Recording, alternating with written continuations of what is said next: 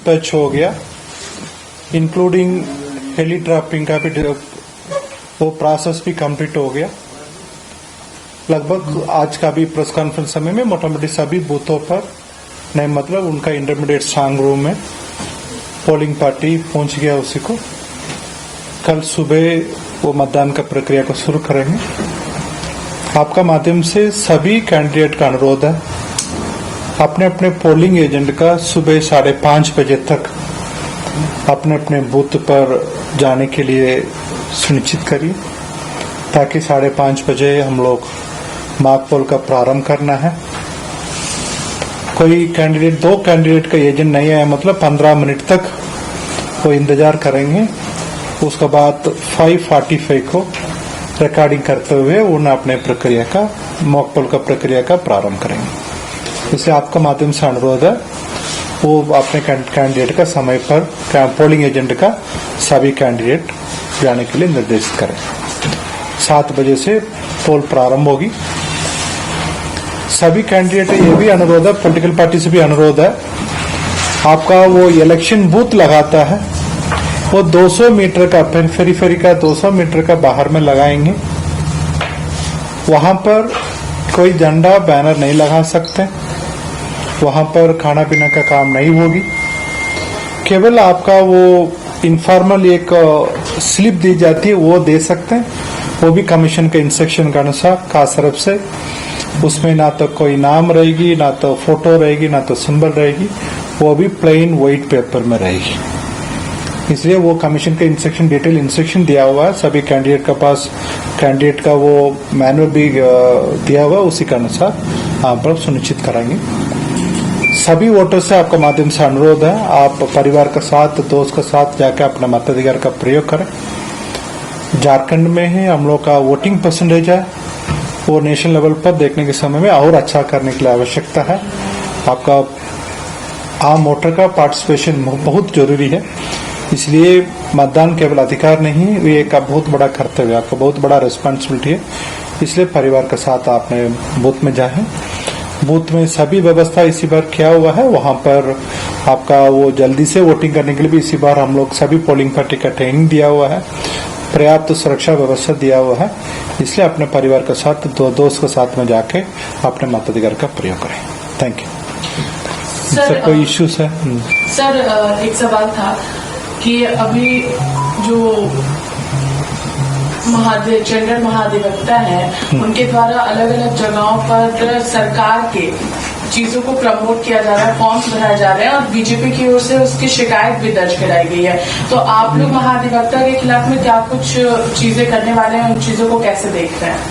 नहीं, अभी तक ऐसा कोई शिकायत मेरे पास आया नहीं।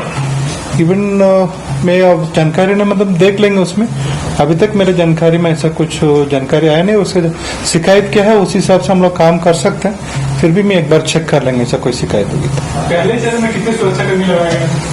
देखिए, सुरक्षाकर्मी कितना है उसके बारे में मैं आपके पास नहीं दी जाती है। हम लोग कितना आंकड़ा किया था उतना सुरक्षाकर्मी का हम लोग मोबिलाइज कर पाया। आपका केंद्रीय सुरक्षा बल, हम लोग का राज्य का सुरक्षा बल, होमगार्ड के साथ में वो पर्याप्त संख्या में हम लोग के पास है। इसलिए सभी आपका मैनुअल के अनुसार सब जगह पर हम लोग डिप्लॉय कर दिया। साइलेंट पीरियड में मैनिफेस्टो जारी करने पे कुछ देखिए, उसी तरफ से एक शिकायत अभी हम लोग का वेरियस सोर्स में मिली, उसी का हम लोग उसका इन्वेस्टिगेशन कर रहे हैं, वो क्या इश्यूज है करके उसका बाद तो उसमें बता पाएंगे।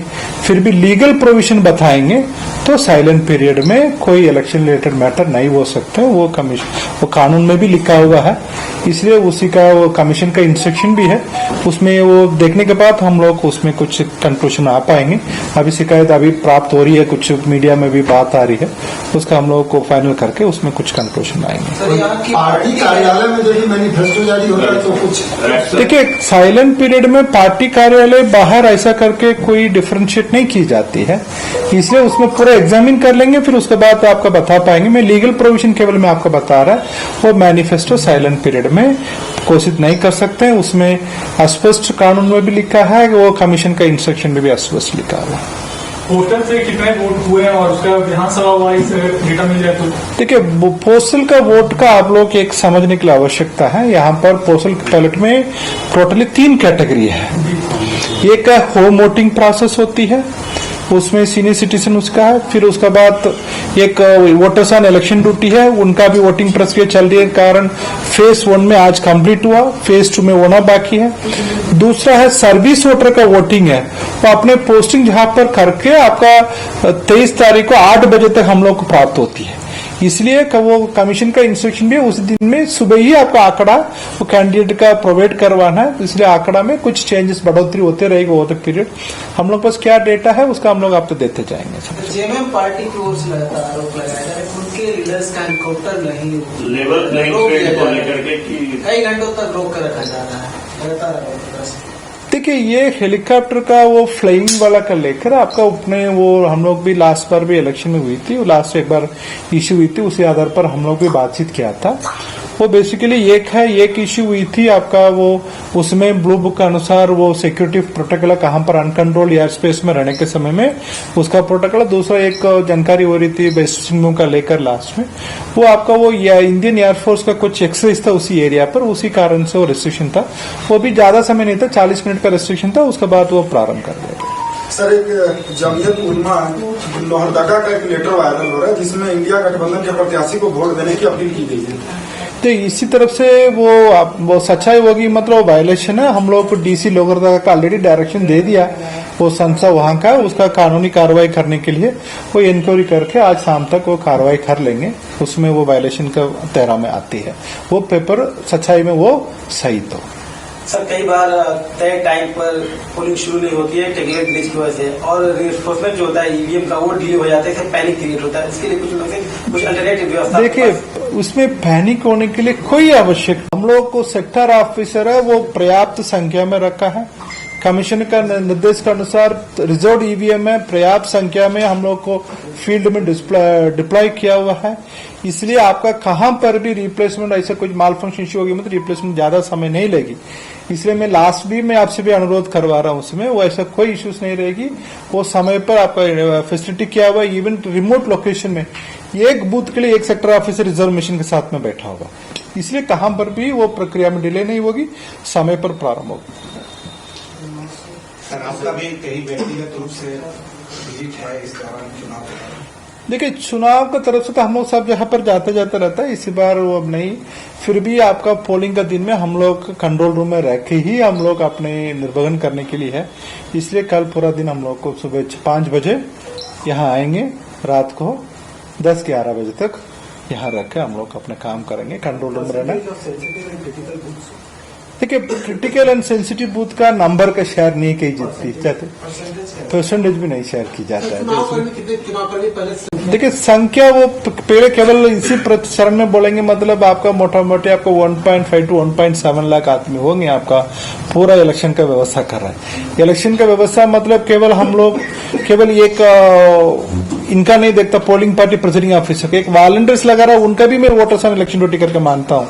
इवन एक गाड़ी का ड्राइवर है उसका भी हम लोग मानता हूँ। लगभग हम लोग को आंकड़ा है 1.7 लाख से 1.8 लाख आसपास। पूरे दोनों चरण में नहीं, फर्स्ट चरण में, दोनों चरण में ले लेंगे मतलब 3.5 लाख ऊपर कर्मी लगती है उसका पूरा, दोनों चरण मिला लेंगे तो। आयोग की ओर से मतदाताओं के लिए क्या अपील है?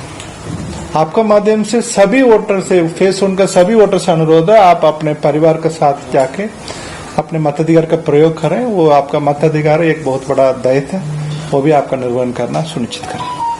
सर एक प्रश्न है, सर कुछ दुकानों में 10% का छूट लोगों ने किया है, जो ठीक दिखाएगा कि मैंने वोट दिया, ये आपसे संबंधित है कि लोगों ने अपना? देखिए वो अपने अपने जहां पर अपने कर सकते हैं, वो एक डेमोक्रेसी में सब पार्टिसिपेशन करा सकते हैं।